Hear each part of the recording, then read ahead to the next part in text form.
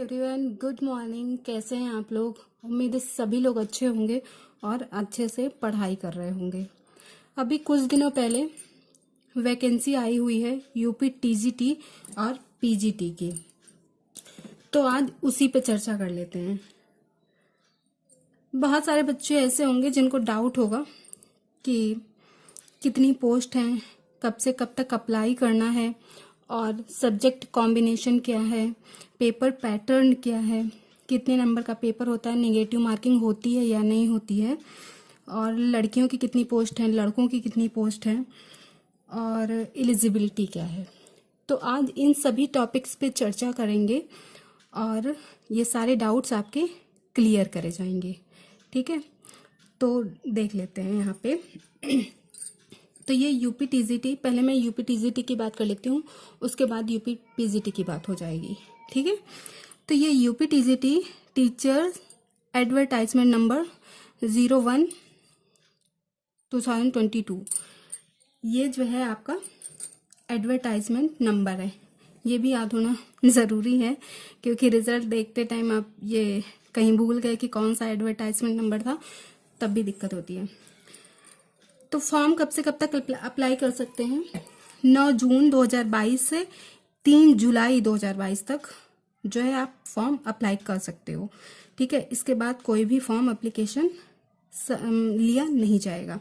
ठीक है, फी डिटेल्स क्या है? जनरल और ओबीसी को 750 देना है, ईडब्ल्यूएस को 450 देना है, एससी कैटेगरी को 450 और एसटी कैटेगरी को 250। ठीक है, मिनिमम एज जो है वो 21 ईयर्स है और मैक्सिमम के लिए नॉट एप्लीकेबल, कोई भी मैक्सिमम एज नहीं है इसमें। ठीक है, यूपी टीजीटी टोटल पोस्ट कितनी है? 3539, लगभग इतनी पोस्ट है। इसमें कुछ पोस्ट जो है बालक में डिवाइड करी गई हैं, कुछ बालिकाओं में। ठीक है, तो बालक में जो टोटल पोस्ट है यहाँ पे वो 3213 है और बालिका की 326 है। ठीक है, पर आप जो है कंफ्यूज होंगे कि क्या लड़कियां लड़कियों में डाल सकती हैं, मतलब बालिकाएं सिर्फ बालिकाओं में डाल सकती हैं, बालक सिर्फ बालकों में डाल सकते हैं। तो यहाँ पे जितनी भी गर्ल्स हैं या फिर बालिकाएं हैं, उनको एक बेनिफिट ये है कि वो बालिका के सेक्शन, बालक के सेक्शन में भी फॉर्म अप्लाई कर सकती हैं। बालिका में तो वो डालेंगी ही डालेंगी, यहाँ पे बालक नहीं आ सकते, यहाँ पे लड़के फॉर्म नहीं अप्लाई कर सकते हैं। पर जो बालक का सेक्शन है उसमें बोथ गर्ल्स एंड बॉयज दोनों ही फॉर्म ये यहाँ पे पढ़ सकते हैं इन लोगों के। तो यहाँ पे जो जनरल कैटेगरी के बालक हैं उनके लिए 1840 पोस्ट है और जो जनरल कैटेगरी की बालिकाएं हैं उनके लिए 212 पोस्ट है। ठीक है, तो इसमें जो है बाकी कैटेगरी वाइज ये सारी पोस्ट डिवाइडेड है। तो यहाँ पे हम देख लेते हैं एलिजिबिलिटी क्या है। ठीक है, तो एलिजिबिलिटी जो है हमारी वो ग्रेजुएशन होना चाहिए और बीएड होना चाहिए।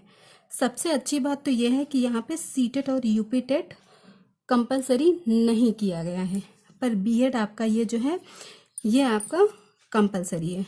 ठीक है, पर यहाँ पे ऐसा नहीं है कि आप अपियरिंग में है तो आप अप्लाई कर सकते हैं, आपको पास होना पड़ेगा, मतलब आप पास्ड हो पूरा जब आप फॉर्म अप्लाई कर रहे हो। ठीक है, अब आप यहाँ पे देखोगे कि सब्जेक्ट कॉम्बिनेशन, कई बार क्या होता है बच्चे जो है, काफ़ी बच्चे ऐसे हैं जो ग्रेजुएट तो हैं पर उनका कॉम्बिनेशन सही नहीं है, तो वो हो सकता है इसमें फॉर्म ना अप्लाई कर पाएँ।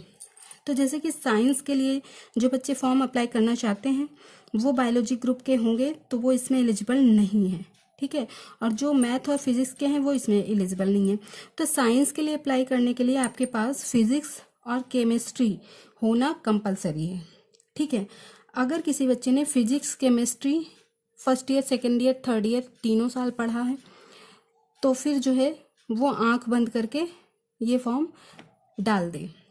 फिर भी अगर उसके पास थर्ड ईयर में ये सब्जेक्ट नहीं है, ये कॉम्बिनेशन नहीं है, तो 2 साल मिनिमम ये कॉम्बिनेशन होना ही चाहिए। ठीक है, तब तो आप साइंस के लिए एलिजिबल हो। फिर आपके पास आता है बायोलॉजी।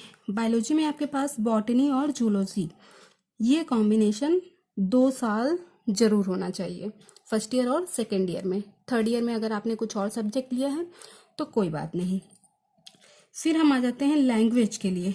अगर आप हिंदी, इंग्लिश, उर्दू, संस्कृत किसी भी पोस्ट के लिए अप्लाई कर रहे हो सब्जेक्ट के लिए, तो आपको बीए होना चाहिए और बीएड होना चाहिए।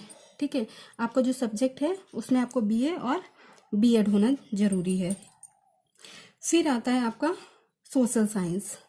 ठीक है, एसएसटी के लिए अगर आप अप्लाई कर रहे हो तो वहाँ पे आपका ये कॉम्बिनेशन, इसमें से कोई 2 सब्जेक्ट आपके पास 2 साल तक होने बहुत ज़रूरी हैं, जैसे कि हिस्ट्री, पॉलिटी, जियोग्राफी और इकोनॉमिक्स। अगर इसमें से कोई 2 आपके पास नहीं है तो आप फॉर्म अप्लाई नहीं कर पाओगे। अगर इसमें से कोई भी 2 आपके पास सब्जेक्ट हैं तो आप फॉर्म अप्लाई कर सकते हो। ठीक है, और इसमें क्या होगा 125 क्वेश्चंस होंगे। ये ओनली रिटन टेस्ट है, कोई नेगेटिव मार्किंग नहीं है, कोई इंटरव्यू नहीं है इसमें। ठीक है, टोटल जो है क्वेश्चंस होंगे आपके, टोटल क्वेश्चंस आपके होंगे 125। ठीक है, मार्क्स 4 मार्क्स का ईच। ओके, और नो नेगेटिव मार्किंग, कोई भी नेगेटिव मार्किंग नहीं है, एंड टाइम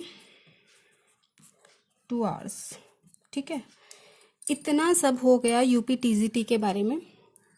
हम एक और वीडियो अपलोड करेंगे जिसमें हम यूपी पीजीटी के बारे में बात कर लेंगे। अगर आप लोगों का कोई डाउट है तो आप कमेंट सेक्शन में क्वेश्चन डाल सकते हो, और आगे की वीडियोस के लिए हमारे चैनल को सब्सक्राइब कर लीजिए। अगर वीडियो पसंद आई है तो लाइक कर दीजिए और अपने दोस्तों में शेयर कर दीजिए। Thank you.